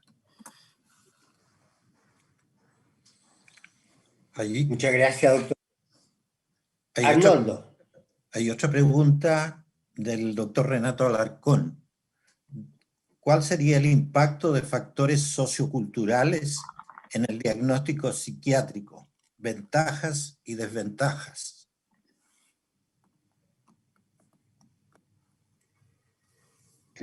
A mí me gustaría comentar esas preguntas, las dos de Renato Alarcón, porque hay otra más.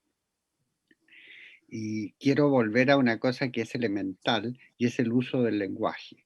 Todos los sistemas diagnósticos, sean de la naturaleza que sean, terminan en rótulos o etiquetas. Y las etiquetas tienen para las personas una importancia biográfica innegable. Con ellas se inicia una carrera de paciente. Cuando una persona recibe un término diagnóstico, se une a su identidad después de su nombre, después de su profesión, ese rótulo diagnóstico ya sea basado en cualquier sistema diagnóstico. Por lo tanto, quiero esta nota de Benjamín Vicente de la nosologomanía, de la nosologomaquia, por último, es importantísimo dar rótulos que impliquen una cierta normalidad o perturbación, es importantísimo. Y por eso esa pregunta de Alarcón es tan importante, porque no todos los términos son compartidos en sus connotaciones y significados en todas las lenguas. Yo creo que las dificultades que hubo en su época para comparar el diagnóstico de esquizofrenia en distintos ámbitos culturales era una señal no solamente de que los criterios, por así decir, duros podían ser distintos, sino que el significado de las palabras podía tener sutilezas importantísimas. Y la segunda pregunta al doctor Alarcón, que me parece importante y yo lo mencioné, es que precisamente el cuidado que hay que tener en la rotulación, que es lo que finalmente va a terminar definiendo identidades de personas, es porque pueden producir discriminación. Y lo hemos visto no solamente en discriminaciones sociales, sino que también económicas. Las compañías de seguros, los agentes pagadores, por ejemplo, no aceptan más que los términos que el poder profesional ha instaurado como demandas y problemas legítimos. Por lo tanto, quiero solamente en una cápsula el poder del lenguaje que usemos, ya sea categorial o dimensional, ya sea tipológico o no tipológico, es una herramienta poderosísima y es la base del poder profesional, porque el poder de las profesiones es el poder dar nombres a los problemas que son legítimamente aceptados por la sociedad. ¿Algún comentario? Yo quiero complementar la respuesta del doctor Lolas a la pregunta de Renato Alarcón en términos de insistir en que es importante, yo creo, que la investigación nuestra no sea solamente la de las clases herodianas que estamos representando, los temas que están centrales en el centro del mundo, sea Alemania, Inglaterra o los Estados Unidos, sino que nuestra investigación local y de los países aledaños nos da una cantidad de conocimiento. Y el mejor ejemplo lo hemos vivido, voy a tomar el ejemplo de Perú y Chile, pero se da para muchos de los países en que hemos tenido migración importante, ¿no es cierto?, en términos del ver pacientes que tienen un mundo cultural totalmente distinto al nuestro y que entonces, si uno no conoce la realidad peruana, o cuando los chilenos están en el Perú, no conocen la realidad, llegan sin conocer la realidad del Perú, realmente se le escapan la cantidad de similitudes, que son muchísimas entre países que formamos parte del mismo virreinato por tanto tiempo, y por otro lado, el conocer, lo que decía el doctor Lola, el uso del lenguaje, palabras que son utilizadas de modo distinto en los distintos países, etcétera, etcétera. O sea, en la práctica donde uno va a utilizar lo sociocultural y lo estamos usando, y tenemos que capacitarnos y capacitar a nuestros estudiantes en el tema de las migraciones. Eso. Gracias, doctor Provenzano. Es un honor para nosotros que el profesor Alarcón nos haya hecho esas preguntas. Arnoldo, Sí, ¿queda alguna? yo creo que debemos agradecer porque el número de preguntas en realidad es muy abundante y no vamos a ser capaces, creo yo, de responderlas todas. Así que desde ya alguna disculpa a las preguntas que queden pendientes. Hay una pregunta que me parece que podría ser comentada, que dice: ¿cómo se visualiza la eventual implementación de la psiquiatría personalizada en los modelos taxonómicos vigentes?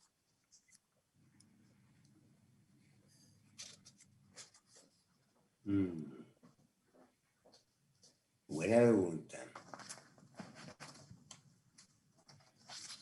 ¿Quién quiere contestar eso?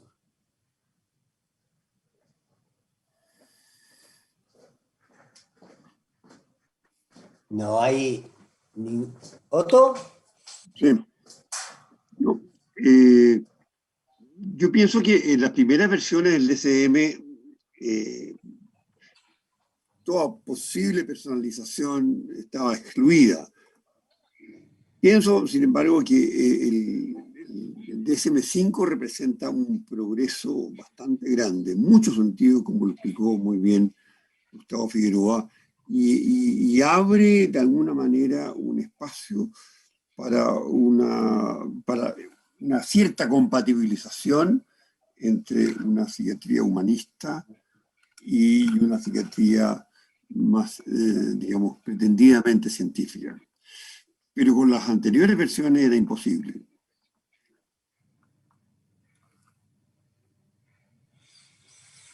¿Alguien más quiere decir algo al respecto? ¿Arnoldo? Otra pregunta. Pero una cosa. Perdón, Gustavo. Dos cosas. A ver, cuando hablé del DSM-5, hablé del DSM-5 del año 2013. A ver, el DSM-5 tiene muchos problemas, evidentemente, ¿ya? Pero todos saben, los del DSM-5, todos los que trabajaron en el DSM-5, en los 12 años que trabajaron en el DSM-5, los 12 centros que trabajaron, supieron perfectamente, si uno los quisiera defender, de que esta era una cosa provisoria. Y efectivamente, provisoria significa eso, que está abierto hacia lo que cada vez va a ir desarrollándose en el futuro. Los distintos, que ha quedado, por ejemplo, muy claramente dicho, como decía anteriormente, en el caso de los trastornos de personalidad.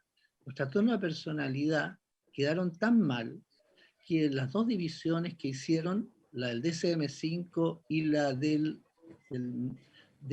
la parte de la parte C del DSM-5, entraron en conflicto.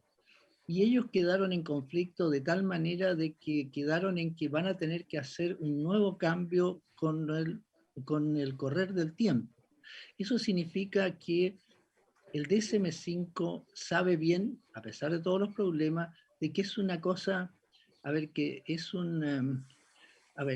una work in progress, como dirían los ingleses, ¿no es cierto?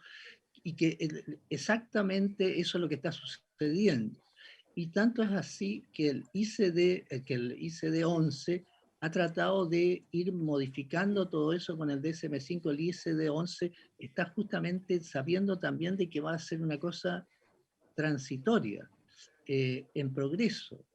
Por lo tanto, hay que tener cuidado de que, por muchos problemas que tenga el DSM-5, no hay que tomarlo como tal. Por eso decía yo que anteriormente el propio DSM-5 ya está diciendo que va a aparecer un DSM-5.1. ¿Y qué es lo que va a pasar con el ICD-11 que milagrosamente parece que aparece, milagrosamente, porque ni siquiera lo sabemos, que aparece el 1 de enero del 2022, a ver qué es lo que dice, porque si vamos en el número 9 de los papeles, eso quiere decir que todo esto está en constante movimiento. Y el aspecto personal del DSM-5, también hay que tratar de resaltarlo, porque efectivamente da una serie de problemas para que no sean considerados patologías, una serie de problemas. Uno de los problemas que tuvo el trabajo del DSM-5 fue que justamente le llegaron muchas críticas internas para que no se patologizara todo. Y en ese sentido el DSM-5 ha aceptado que algunas cosas, en realidad, hay el peligro de la patologización. Eso significa que el DSM-5 acepta que los hombres tenemos de alguna manera que nuestro destino es sufrir. Y por lo tanto el DSM-5 sabe de que está bien esto, pero que tenemos que sufrir y por lo tanto forma parte de nuestra vida normal. Así que se va a personalizar cada vez más.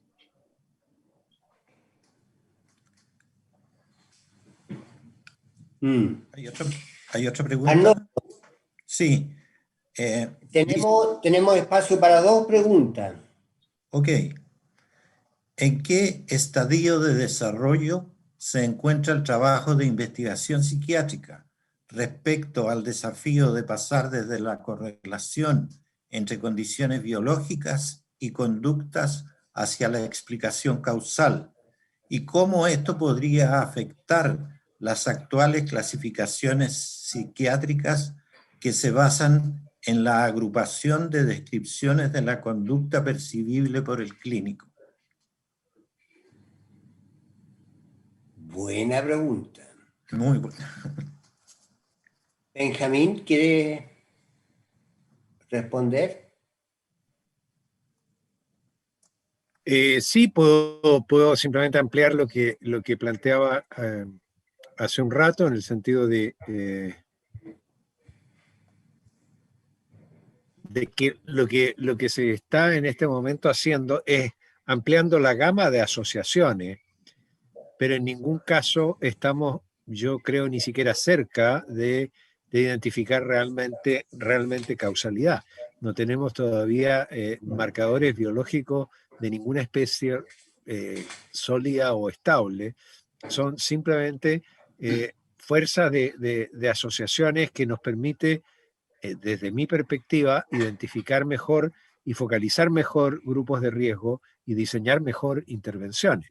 Ahora, ese es el nivel en el que, al que estamos aspirando llegar, y en ningún caso a trasladar esto a una causalidad de ningún tipo. Yo quisiera complementar lo que acaba de decir Benjamín, aludiendo a otra pregunta que tenemos de nuestro gran amigo y colega peruano Enrique Maher, donde dice qué pasa con la psicoterapia, qué pasa con las intervenciones psicológicas en relación al auge de las neurociencias y las neurotecnologías. Y yo creo que el prejuicio esencialista que está detrás es que solo lo orgánico puede ser etiología. Yo quiero recordar acá la famosa frase de McCulloch que decían: "The mind is not in the head". La mente es una construcción social en la cual interviene un factor biológico. Y recordar también a Víctor von Weizsäcker, que decía: quien pregunta psicológicamente recibe respuestas psicológicas, y quien pregunta fisiológicamente recibe respuestas fisiológicas. Yo creo que la medicalización de la psiquiatría, que es su vertiente probablemente más influyente, significa siempre que estamos pensando que toda etiología válida es una etiología del cuerpo, es una etiología del cerebro. Y ya recordaba yo los intentos infructuosos por encontrar correlatos entre los fenotipos clínicos y alguna alteración biológica, y toda la taxonomía numérica que se desarrolló a propósito de los neurotransmisores hace muchos años. Por lo tanto, pienso que esta es un prejuicio suponer que, como decía Grisinger, todas las enfermedades mentales son enfermedades del cerebro. Lo que llamamos patología es una causalidad que desafía solamente lo somático. Perdón, a ver, lo que no hay que olvidarse, parece que estoy defendiendo al DSM-5, bueno, lo que no hay que olvidarse es que el DSM-5 es el DSM-5 y es el RDOC, y que por lo tanto van cursos paralelos. Eso significa que el RDOC es el que está destinado a investigar. Llámese, obviamente, lo orgánico, pero no solamente lo orgánico, pero especialmente lo orgánico. Entonces hay que diferenciar, por algo lo hicieron ellos, dividir el DSM-5 en DSM-5 y en RDOC, destinados justamente a la investigación, y que la clínica, nosotros, usemos el DSM-5, pero que simultáneamente el DSM-5 tiene otro aspecto que va a ser paralelo, y eso es el que, por decirlo así, el Instituto de Salud Mental de Estados Unidos el que está fomentando. Es el RDOC, que es del DSM-5, aunque ya está separado del DSM-5. Bueno, lamentablemente estamos llegando al final de este panel, y también lamento mucho que no podamos dar plena respuesta a la mayoría de las interrogantes que surgen en este tema, porque lamentablemente nuestra especialidad, la psiquiatría, es de alta complejidad. Y a pesar de todos los esfuerzos que se están realizando, ha resultado un trabajo muy duro, muy arduo, en que el mundo está sumergido. Todos nosotros hemos dado grandes esfuerzos intelectuales para tratar de aportar un poco en este terrible problema. Yo personalmente quiero agradecerle a cada uno de ustedes su participación hoy en este panel, que me parece histórica, me parece que es de gran importancia, me parece que es muy lamentable que no hayan podido profundizar más, pero esperamos que de esta forma podamos acelerar el pequeño avance que existe en la especialidad de psiquiatría. Agradezco a todos y a cada uno de ustedes, y agradezco también a la Academia de Medicina y en particular a su presidente, que nos ha permitido estas 2 horas que yo creo que indudablemente son de importancia para seguir lentamente avanzando en este terrible pantano. Muchas gracias, doctor Arma. ¿Quiere decir usted algo?